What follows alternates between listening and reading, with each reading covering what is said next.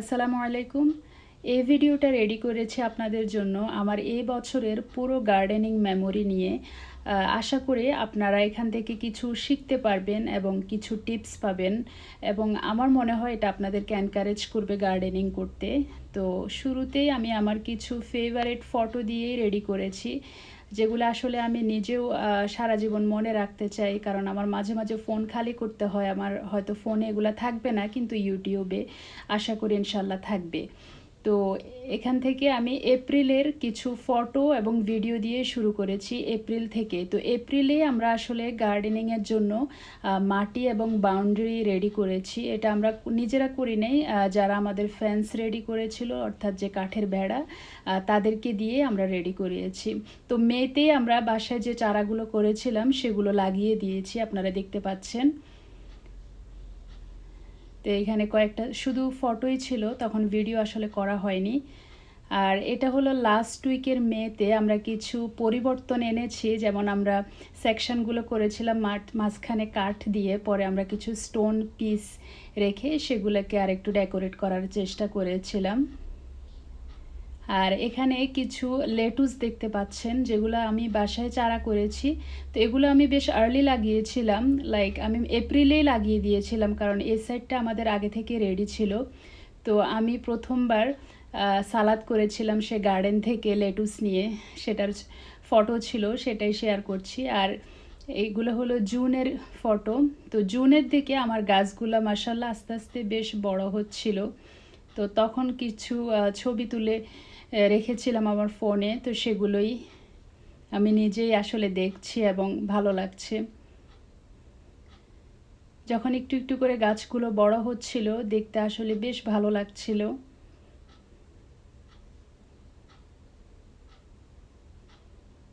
আপনারা একটা জিনিস খেয়াল করেছেন, আমরা আমাদের মাচাটা শুরুতে বেশ উঁচু করে বানিয়েছিলাম। আমার হাজব্যান্ডই বানিয়েছে, আসলে প্রথমবার ও মাচা বানিয়েছিল।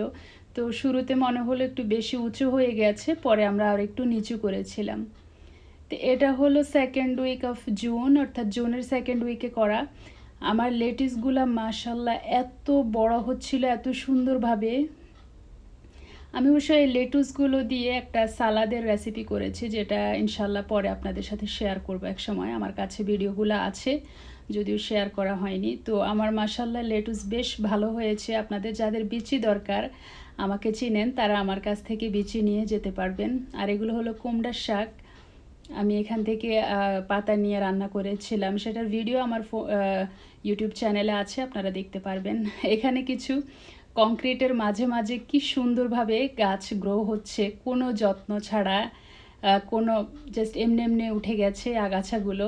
তো আমার ভালো লেগেছিল, আমি কিছু ছবি তুলেছিলাম, সেগুলোই আমি চিন্তা করলাম এই মেমোরির ভিডিওতেই রেখে দিব, কারণ আমি একসময় হয়তো আমার ফোনে আর থাকবে না, কিন্তু আমার চ্যানেলে থাকবে।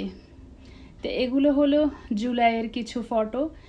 দুই রকমের কুমড়ার ফুল, দুই রকমের কুমড়াতে দুই রকমের ফুল হয়েছিল সেগুলো। আর আমার লাউগুলো জুলাইতে আস্তে আস্তে বেশ বড় হচ্ছিল, পুরো মাচা ঘিরে যাচ্ছিল, মাশাল্লাহ অনেক ভালো লাগছিল। আমি কিছু ফটো মনে হয় তুলে ফেসবুকে শেয়ার করেছিলাম, সেই ফটোগুলোই এখানে আপনাদের জন্য নিয়ে আসলাম। এখানে পুঁই শাক আপনারা দেখতে পাচ্ছেন, পুঁই শাকগুলো মাশাল্লাহ কি সুন্দরভাবে বড় হচ্ছিল। এগুলো ছিল মাচার নিচে, এরপরও বেশ ভালোই বড় হচ্ছিল। আর এগুলা সিম, তো সিম গাছগুলো অনেক সুন্দরভাবে বাড়ছিল। এগুলা ছিল শশা গাছ।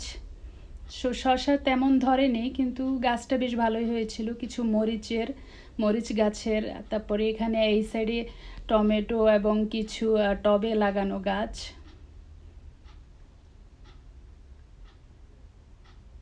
তারপরে এটা ছিল আমার প্রথম লাউ। তো এই ছবিটা আমার অনেক বেশি ফেভারিট, এই জন্য এটাও দিয়েছি এখানে। তারপরে বিট, এটাও আমি প্রথমবার এবছর বিট করেছিলাম। তো বিটের শাক কীভাবে আমি কিভাবে তুলে মনে হয় রেডি করেছিলাম, ওটার উপর একটা ভিডিও আছে আমার ফোনে, সরি আমার চ্যানেলে। এগুলো ছিল প্রথম পেরে নেওয়া সিম, সেটারও একটা ফটো ছিল, যেটা এখানে দিয়ে দিয়েছি। এটা ছিল আমার প্রথম বেগুন। এবছর আলহামদুলিল্লাহ এই বেগুনটা আমরা অনেকগুলোই খেয়েছি, তো এটা যেহেতু প্রথম বেগুন ছিল, এটাও এই ভিডিওতে অ্যাজ এ মেমোরি আমি রেখেছি। আর আমি আমার লাল শাকের কীভাবে যত্ন করেছি সেটার উপর একটা ভিডিও ক্লিপ ছিল আমার ফোনে, সেটাও দিয়ে দিয়েছি। এটা ছিল যে আমি চা খাওয়ার পর, নর্মালি আমি চা লিকার করেই খাই, তো আমি চা খাওয়ার পর সে পাতাগুলো, মানে চা পাতাগুলো আমি ড্রাই করে রেখে দিয়েছিলাম, সেগুলোই আমার লাল শাকে ইউজ করেছি। আপনারা দেখতে পারবেন পরের আরেকটা ভিডিও। এখানে মরিচ, তারপর একটা কুমড়া, প্রথম কুমড়া ছিল ওটা, সেটাও শেয়ার করেছি এখানে। এই কুমড়াটা অনেক সুন্দর ছিল, সবাই বলেছে, খেতেও ভালো হয়েছিল। তারপরে সিম, এবছর আমি মাশাআল্লাহ বেশ ভালোই সিম পেয়েছি। তো আমি দেখি আরেকটা ভিডিও করব শুধু আমার সিমের উপর। আমার কাছে কিছু ভিডিও এবং ফটো আছে সেগুলা, তো এই ভিডিওতে একটু করে কিছু সিমের ভিডিও এবং ফটো দিয়ে দিয়েছি। এই সময়টাতে সিম অতটা জঙ্গল হয়ে যায়নি, সিমের গাছ বেশ সিম হচ্ছিল, কিন্তু পরে গাছ বড় হয়ে গিয়েছে, সেভাবে আর সিম হয়নি। এটা একটা গাছের মধ্যে অনেকগুলো সিম হয়েছিল, যেটা আসলে দেখার মতো ছিল। তো সেটারও কিছু ছবি তুলে রেখেছিলাম আমি। তো সে যে আমি লাল শাকের মধ্যে কিছু চা পাতা দিয়েছিলাম, 1 উইক পরে দেখেন মাশাআল্লাহ কি সুন্দরভাবে গ্রো হচ্ছে। তা আমার মনে হচ্ছে চা পাতাগুলো শাক জাতীয় গাছের জন্য বেশ ভালো, কারণ সেটাতে প্রচুর পরিমাণে নাইট্রোজেন থাকে। তো নাইট্রোজেন যে কোনো শাক জাতীয় বা পাতা জাতীয় সবজির জন্য খুবই ভালো।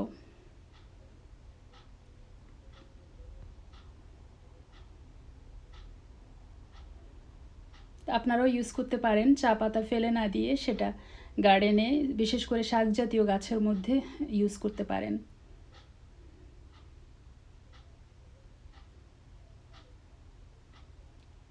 তো এখন দেখতে পাচ্ছেন সিমের কিছু ছবি। তো এভাবে আমি বেশ ভালোই সিম পেয়েছি আলহামদুলিল্লাহ এবছর। এর আগে সিম করেছিলাম, কিন্তু অল্প কয়েকটা মাত্র পেয়েছি, বাট এবছর আলহামদুলিল্লাহ অনেক সিম পেয়েছিলাম। তারপরে আমার টমেটোর মধ্যে সবচেয়ে ফেভারিট চেরি টমেটো। চেরি টমেটোর কিছু ছবিও আমার এই মেমোরির ভিডিওতে রেখে দিলাম। তারপরে এই টমেটোগুলো একদিনে পেরে নিয়েছিলাম একসাথে বেশ অনেকগুলো। এখানে আরেকটা বেগুনের ফটো।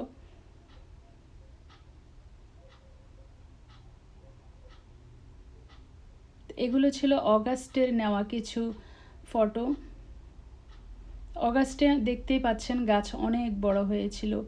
এটা একটা লাউ, যেটা আসলে এই লাউটা অন্য জায়গা থেকে এনে আমরা গাছের সামনে দিয়ে ছবি তুলেছিলাম, কারণ এই লাউটা সারপ্রাইজিং লাউ ছিল, যেটা আগে দেখিনি, পরে একদম রেডি হওয়ার পরে পেয়ে গিয়েছিলাম। তো অগাস্টে আমার গাছে প্রচুর পরিমাণে মানে পাতা হয়েছে, আমার মনে হয়েছে মানে ফলের চাইতে পাতা বেশি হয়েছিল। তারপরে এদিকে আমার ফুলের কিছু 2টা ছবি ছিল অগাস্টে ফুলের।